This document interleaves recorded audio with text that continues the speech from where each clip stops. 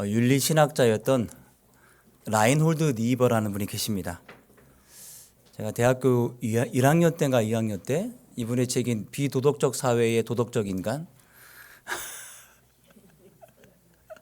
무슨 얘기인지 굉장히 어려웠던 기억이 나요. 그 책을 공부했던 기억이 있는데 나중에 알고 보니까 굉장히 유명한 분이시더라고요. 이분이 인간에게 있는 교만 4가지를 설명한 적이 있어요. 첫 번째는 권력적 교만. 힘이 없을 때에는 잠잠히 있다가 지위가 높아지면 높아질수록 본색이 드러나는 거예요. 다른 사람들을 무시하는 교만이 생기죠. 두 번째는 지적 교만이에요. 모를 때는 겸손할 수 있지만 알게 되면서 사람들을 더 무시하고 나만 똑똑한 척 하는 거예요. 세 번째는 도덕적 교만인데 부도덕하면 뭐 별 수 없지만 내가 조금이라도 도덕적으로 내세울 게 있다면 그렇지 않은 사람들을 또 무시하는 거예요. 자기를 평가하고 높게 평가하고. 마지막으로는 영적인 교만이 있습니다. 신앙생활 보통 뭐 많이 있잖아요. 예배 출석, 뭐 기도, 성경 읽기 등등등등, 봉사 등 다른 사람들과 비교해서 별거 없으면 조용히 있지만 조금 이제 내세울 게 있다라면 이걸 막 침소봉대 가지고 엄청나게 자기 의의로 삼는 것이죠. 라인홀드 니버는 교만에 이르지 않기 위해서는 늘 낮은 마음을 가져야 되는데 누가 그걸 모르냐고요, 그죠? 어떻게 해야 되느냐? 하나님 중심에 두고 하나님에 맞는 삶을 살아라. 하나님을 의지하고 하나님 관점의 세상을 바라보고 하나님과 속도에 맞춰 살아가라.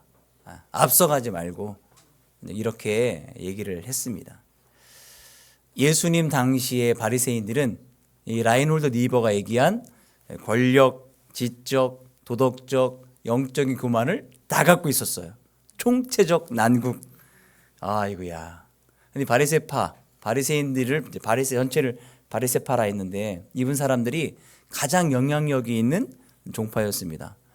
그런데 신약 성경에서는 이들을 긍정적으로 표현하지 않아요. 세례 요한에게 바리새인들이 세례 받으러 오는데 어떻게 평가했는가? 말씀 볼까요? 요한이 많은 바리새인들과 사두개인들이 세례 베푸는 데로 오는 것을 보고 이르되 독사의 자식들아 누가 너희를 가르쳐 임박한 진노를 피하라 하더냐. 이렇게 심한 말을 독사 XX 그렇게 얘기한 거예요. 이 바리새인들이 예수님 공생애 기간에 예수님을 늘 공격합니다. 반대하고 궁극적으로는 예수님 죽이려는 음모를 꾸미고 예수님 죽이는데 앞장서요. 심지어 예수님께서 부활하시고 나셔서 초대교회가 만들어지고 성장하는 과정 속에서도 여전히 예수님을 반대합니다. 사도행전 7장 8장에 의하면 당시 바리새인이었던 사울이 스데반 집사님 순교 현장을 목격하는 기록이 나와 있어요. 사울은 어떤 사람이었는가? 바리새인을 대표하는 인물인데 볼까요? 말씀. 나는 8일 만에 할례를 받고 이스라엘 족속이요 베냐민 지파요 히브리인 중에 히브리인이요 율법으로는 바리새인이요 열심으로는 교회를 박해하고 율법의 의로는 흠이 없는 자라. 이렇게 자기 자신을 예전에 바리새인이 이렇게 살았다라고 빌립보서에 말합니다. 그러니까 바리새 가문에서 태어나서 바리새인 공부를 일찍부터 해서 젊은 사람들 중에 두각을 나타내는 인물이 바로 사울이었습니다. 이런 그가 초대교회 성도들을 사로잡을 수 있는 권한을 대제사장에게 위임받아 잡으러 가는 그 길목에 중에 다메섹 도상에서 예수님 만나게 되죠. 이 모든 것은 예수님 만나기 전 일입니다. 기독교를 박해하고 핍박하고 했던 것들은 예수님 만나는 그날 그 이후로 바리새인이었던 사울은 바울로 바뀝니다. 그때부터 그 만남부터 오랜 시간 지나 바리새인이 사도 바울이 내가 바리새인으로서 스스로 의롭게 행동하려 했던 것들을 다 배설물처럼 여긴다라고 설명합니다. 우리가 표현이 좋아 배설물이지 그겁니다. 여러분 생각하는 거 그거. 이 바리새주의가 신약 성경에서 특별히 이렇게 많이 부각된 이유는 바리새인들이나 바리새파 사람들이 뭐 극단적인 걸 신봉하거나 굉장히 나쁜 것들을 전파해서가 아닙니다. 오히려 율법을 많이 연구하고 하나님을 잘 섬기는 것처럼 보였지만 미묘하게 자신들을 성경을 통해 감추고 은폐했기 때문입니다.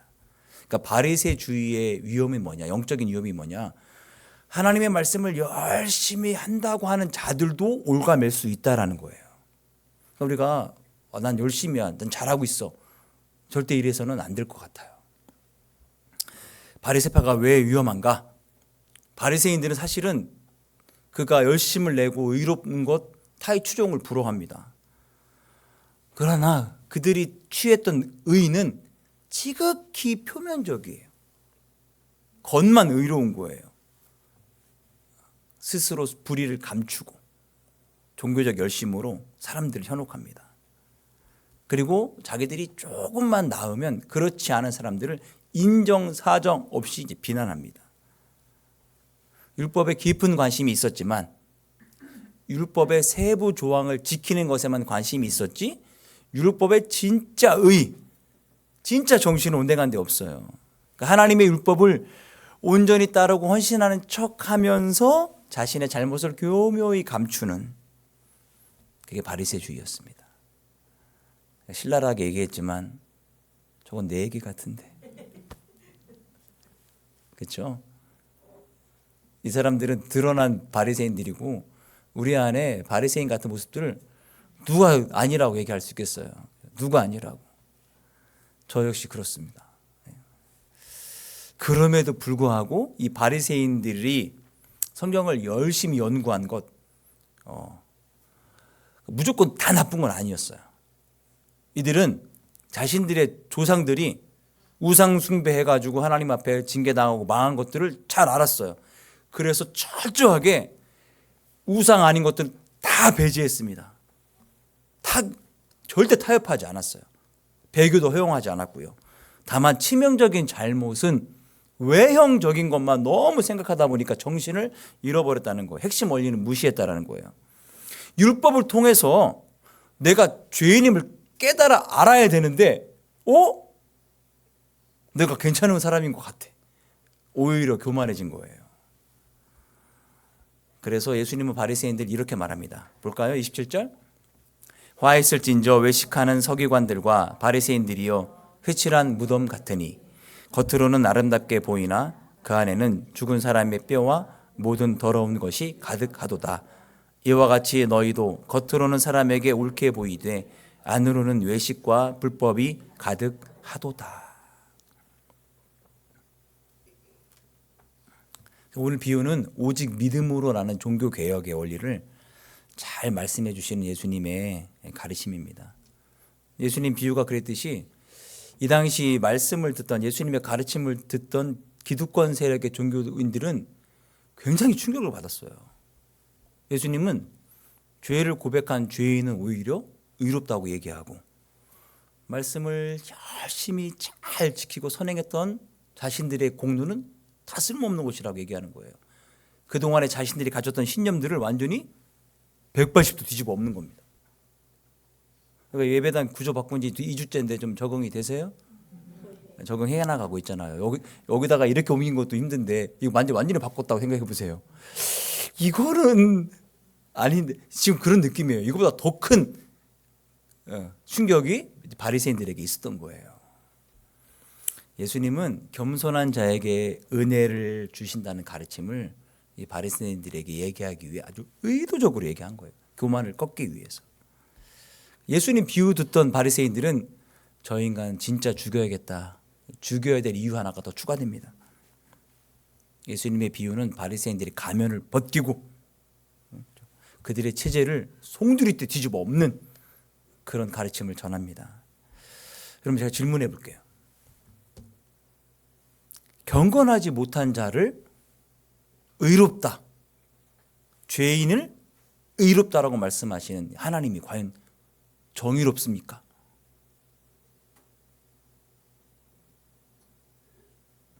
대답하지 말고 속으로만 대답하세요. 속으로만 해도 돼요.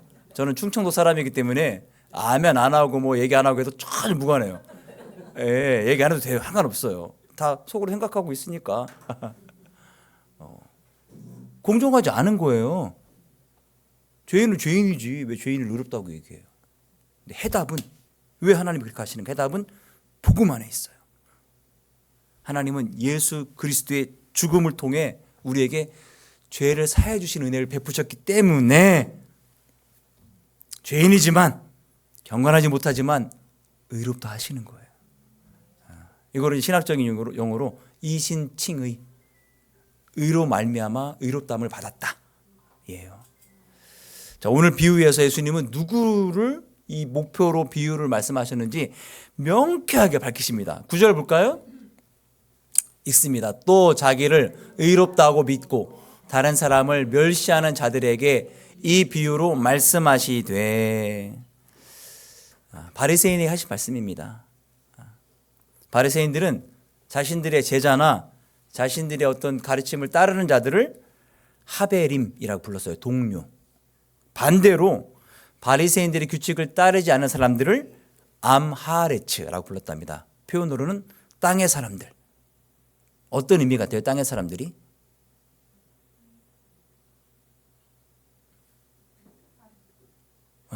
땅 파먹고 사는 인간들, 천한 인간들이라고 얘기한 거예요. 천한 인간들. 그러면 이 엄격한 바리새인들에게 암하레츠, 땅의 사람들이라 여겨지는 최적의 후보는 누굴까요? 천한 사람들이니까. 바리새인이 보기에 가장 천하게 여기는 사람들 대상자는 세리입니다. 세리예요. 세리. 오늘 예수님의 비유에 극명한 대조를 이루는 두 사람이 나오는데 이 사람들은 바리새인과 세리는 사회적 신분의 차이, 기도하는 자세의 차이, 기도하는 내용의 차이, 그래서 그 결과의 차이가 극명합니다. 티터를 하나 켜셔야 될 것 같아요. 그죠? 어르신들 추우실 것 같아요. 사회적 신분을 좀 보겠습니다. 바리새인이라는 이름의 뜻은 분리된 자들이에요. 분리된 자들. 어디 난 니들과 달라 이런 거예요. 이런 의미예요. 세리는 세금 징수원입니다. 세금 징수원. 텍스 컬렉터. 세금 징수원. 바리새인들은 사회적으로나 종교적으로나 상류층에 있었어요. 그러니까 연회나 사교 모임에 늘 귀한 손님으로 대접받았습니다. 제가 연회를 베풀었는데 바리새인들이 참여해. 그럼 누구의 격이 올라가는 거예요? 연회를 베푼 내 격이 올라가는 거예요. 나 저런 사람들과 어울린다 이런 거예요. 바리새인들을 초청하려고 많이 애를 썼어요. 반면에 세리의 신분은 정반대입니다. 이스라엘 사회에서 누구에게나 멸시를 당했어요. 배신자, 범죄자, 로마의 앞잡이. 세리는 창기나 술 주정뱅이와 같은 부류로 취급받았습니다. 도덕적이지 않고 잔인하고 부정직한 사람들의 대명사였습니다. 그러니까 하나님 이스라엘 백성들이 보기에 우리 사회에서 가장 하나님과 관계없거나 멀리 떨어진 사람이 누구냐 했을 때 저 세리라고 생각했던 거예요. 그들이 재산이 많아가지고 아무리 부를 축적한다 하더라도 부자이지만 사회적 지위는 인정받지가 않는 거예요. 천한 인간인 거예요. 그런 사람으로 간주되었던 거예요. 우리가 세리장인 삭개오 얘기 알잖아요. 세리장이에요. 그런데 세리장이 예수님 좀 보고 싶은데 사람들이 길을 비켜줬나요? 안 비켜줬나요? 안 비켜주잖아요. 그가 돈도 많아요. 근데 권위가 있거나 존경받았으면 오? 빨리 앞으로 와. 빨리 앞으로 와. 아니 누가 내가 업어줄게. 했을 텐데 안 비켜요. 안 비켜준단 말이에요. 그래서 어쩔 수 없이 나무 위에 돌 무화과 나무 위에 올라가서 이렇게 예수님 만나잖아요. 그거 보면 알 수 있어요. 어떤 취급을 받았는가. 겉으로는 뭐 꾹박할 수 있겠죠. 권력이 있으니까. 하지만 속으로는 안 그랬어요. 세리가 나빴던 이유는 제가 여러 번 말씀드렸는데 세금을 걷어야 되잖아요. 이 죽전 지역의 나라에서 로마에서 세금 1,000만 원 죽전 지역 이렇게 세금을 딱 매기면 이 세리들이 얼마를 걷느냐 2천만 원을 걷어요. 그래서 1,000,000원은 로마에게, 나머지 1,000,000원은 내 거. 이걸 다 알아요. 그러니까 아유, 그렇게 욕먹었던 거예요. 앞잡이니까. 자, 이런 신분적 차이가 있는데 이 사람들이 이제 기도합니다. 바리새인이 따로 서서 기도해요. 여러분, 서서 기도하는 것은 지극히 정상이에요. 근데 뭐가 문제냐? 따로 분리된 곳에, 동떨어진 곳을 선택했다라는 거예요. 과연 어딜까요? 알 수 없지만 추측해 볼 수 있어요. 자, 말씀 볼까요? 5절. 또 너희는 기도할 때 외식하는 자와 같이 하지 말라. 그들은 사람에게 보이려고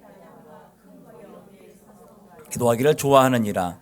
내가 진실로 너희에게 이르노니 그들은 자기 상을 이미 받았느니라. 그러니까 서서 기도하는데 눈에 잘 띄는 곳, 나 기도한다.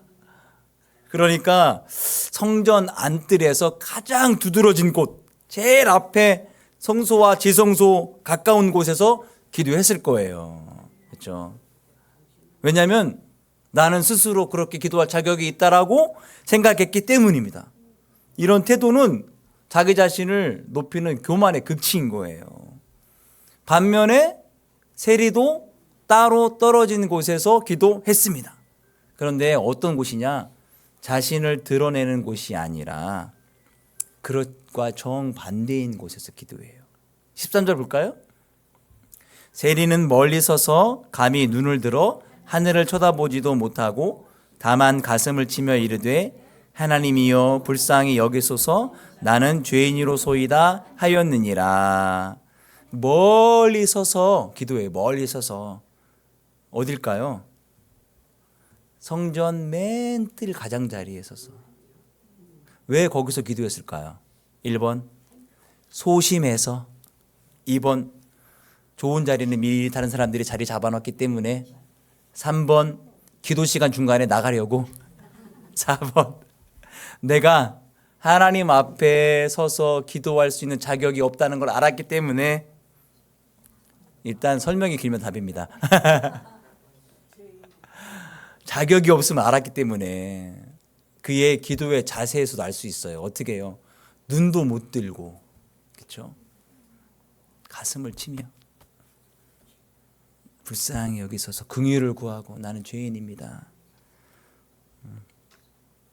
자격 없음을 알았기 때문에 어떤 변명도 없어요, 기도에. 그리고 나서 가슴에 손을 얹고 기도하는 것, 겸손하게 기도하는 것이죠. 왜 가슴을 치며 기도했을까요? 1번 너무 자주 하면 재미없으니까. 왜 기도했을까? 왜 가슴을 치며 기도했을까? 속상해서. 왜 속상했을까요? 내 죄 때문에 후회와 슬픔과 내가 왜 그랬을까? 온갖 감정이 몰려왔겠죠.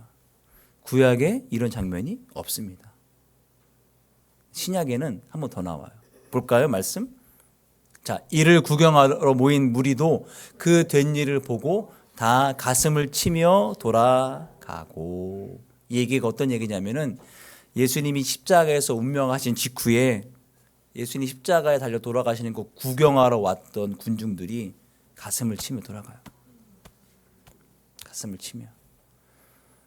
아니 뭐 머리도 칠 수도 있고 팔도 칠 수도 있고 왜 가슴을 치며 갔을까? 약간 후회 이런 것도 있었잖아요. 그죠? 그럼 우리 생각일 수도 있고 왜 그랬을까? 잠언 4장 23절에 모든 지킬 만한 것은 더욱 모든 지킬 만한 것 중에 더욱 내 마음을 지키라. 생명의 근원이 이에서 남이니라. 예레미야 17장에는 만물보다 거짓되고 심히 부패한 것이 마음이다. 그걸 깨달았기 때문이 아닐까요? 그래서 어떻게 이제 기도했느냐? 바리새인이 소리를 내며 기도했을까요? 소리 내지 않고 기도했을까요? 소리 내며 기도했겠죠. 소리 내든 소리 내지 않든 예수님은 다 알고 계셔요. 그런데 큰 소리로 기도했을 가능성이 큽니다. 어떻게 기도했는가? 11절 12절 보겠습니다. 바리새인은 서서 따로 기도하여 이르되 하나님이여 나는 다른 사람들 곧 토색, 불의, 간음을 하는 자들과 같지 아니하고 이 세리와도 같지 아니함을 감사하나이다. 나는 일해에 2번씩 금식하고 또 소득의 11조를 드리나이다 하고 라고 기도했는데요. 이 바리새인의 기도 속에 가장 많이 반복되고 있는 단어는 뭘까요? 눈치를 채셨네요. 나는이에요. 근데 우리 이 말씀에는 많이 생략되어 있어요. 영어 성경에 보면 더 확실히 알 수 있어요. 이거를 생략된 거를 끄집어내서 다시 확인해 보면 그 다음이요. 같이 읽어볼까요? 나는 다른 사람과 같지 않고, 나는 이 세리와 같지 않고, 나는 일해에 2번씩 금식하고, 또 나는 나의 소득의 11조를 드리나이다. 나는 몇 번 얘기하죠? 나는 자기 자랑만 해. 5번이나 나는 얘기해요. 이 바리새인의 기도를 보니까 뭔가 빠진 게 있는 것 같아요. 뭐가 빠졌을까요? 맞아요. 하나님이 없어요. 하나님이 없어. 하나님도 없고 감사도 없고 은혜도 없고 용서도 없고 긍휼도 없고 아무것도 구하지 않아요. 고백했던 건 나 잘났어요. 나 잘났어요. 그러면서 다른 사람들의 죄는 이렇게 더 드러냅니다. 스스로 의롭다 생각하는 사람들을 비교하는 거예요. 바리새인은 토색이 뭐냐면 타인의 것을 빼앗는 거예요. 나는 타인의 것 빼앗지도 않았고요. 불의도 하지 않았고요. 간음도 하지 않았어요. 근데 이런 죄들이 누구와 연관되어 있는 죄일까요? 세리. 같은 자리에 있는 거 왜 모르겠어요. 들으라고. 나는 저 죄인과 같지 않아요. 그렇게 얘기하고 있는 거예요. 바리새인은 하나님께 아무것도 구하지 않고 자랑만 일삼았습니다. 왜 아무것도 안 구했을까요? 다 가지고 있다고 생각하니까. 구할 것이 없다고 완벽하게 생각했으니까. 반면에 세리의 기도는 짧고 간절했습니다. 아까 읽었죠? 눈도 못 들고 가슴을 치며 나는 죄인입니다.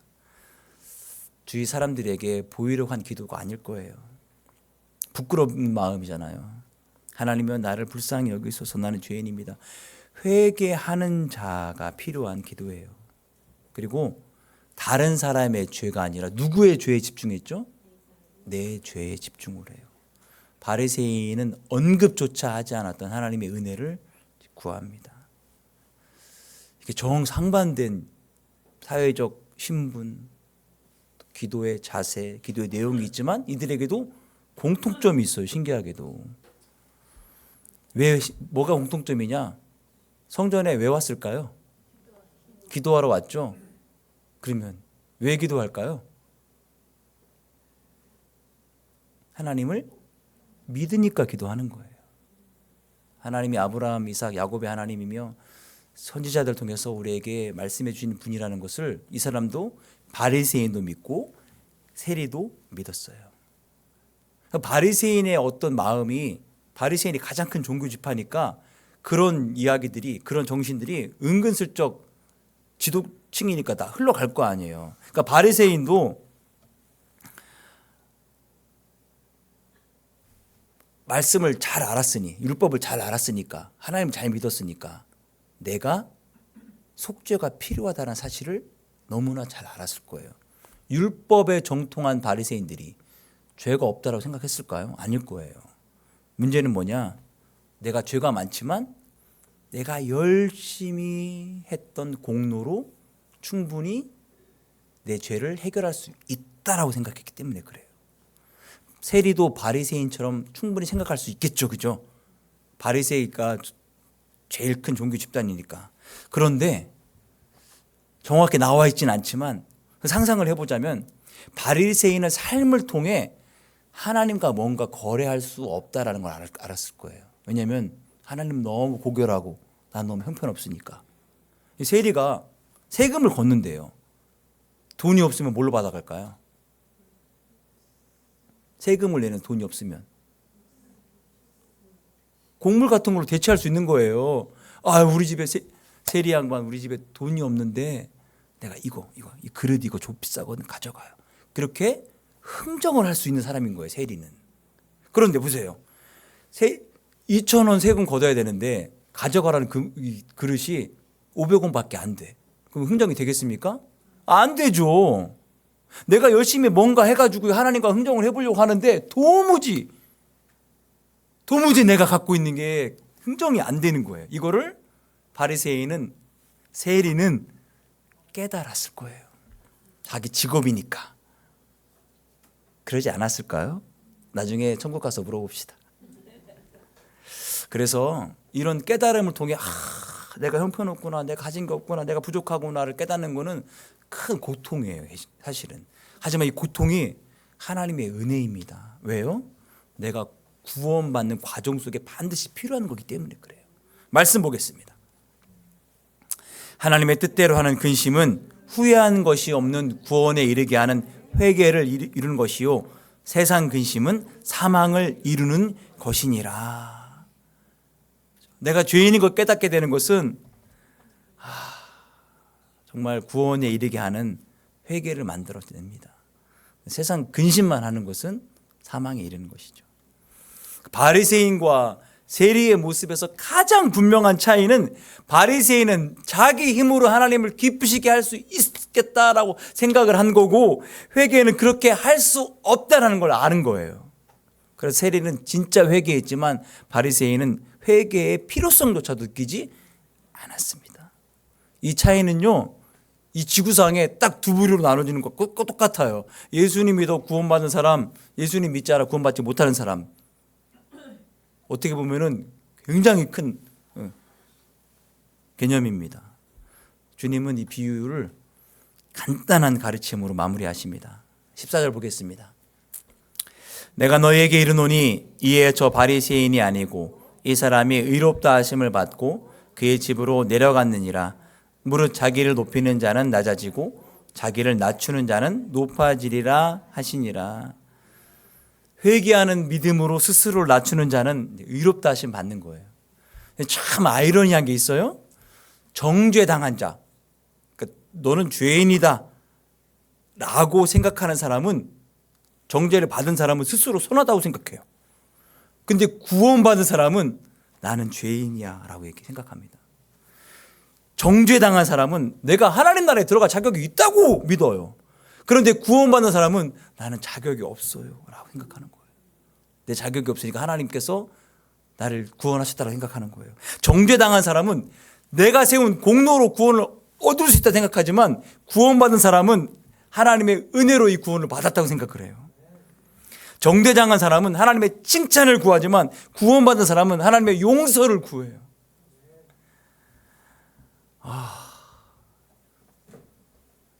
여러분, 전자입니까? 후자입니까? 2025년도 막 갈팡질팡 전자였다 후자였다, 정죄당한 자였다가 구원받은 자였다가, 구원받았지만 우리 안에 그 과거의 쓴뿌리들이 막 올라와가지고 내가 하나님 보고 앞서가고, 하나님 잠깐 좀만 기다려, 이건 내가 해야 돼, 하나님 나서지 마세요. 하나님을 골방에 가둬놓고 내가 다 하다가 하나님 미안해요, 나와서 좀 도와주세요, 이러진 않았는지. 하나님은 예수 그리스도의 사역을 통해 우리에게 용서를 베푸시고 우리를 의롭다 하십니다. 마지막 말씀으로 정리할까요? 읽어볼까요? 너희는 그 은혜에 의하여 믿음으로 말미암아 구원을 받았으니 이것은 너희에게서 난 것이 아니요 하나님의 선물이라. 행위에서 난 것이 아니니 이는 누구든지 자랑하지 못하게 함이라. 찬양하고 기도합시다.